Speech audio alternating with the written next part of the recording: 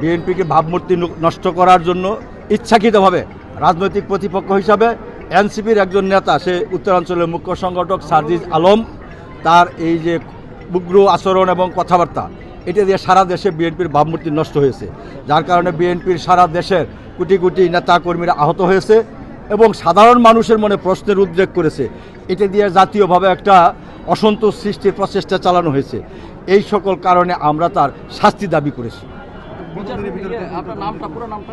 আমি অ্যাডভোকেট মোহাম্মদ সিদ্দিকুর রহমান, গাজীপুর জেলা আইনজীবী সমিতির সাবেক সাধারণ সম্পাদক, সাবেক সভাপতি এবং আইনজীবী ফোরাম, জাতীয় আইনজীবী ফোরামের সাবেক সভাপতি। এই মামলার আমি ফাইলিং লয়ার, আমি নিযুক্ত মূল লয়ার। আমার বন্ধুরা যারা আছে গাজীপুর আইনজীবী ফোরামের সকল আইনজীবী বন্ধুরাই আছেন সাথে আমি এটার মূল ফাইলিং লয়ার।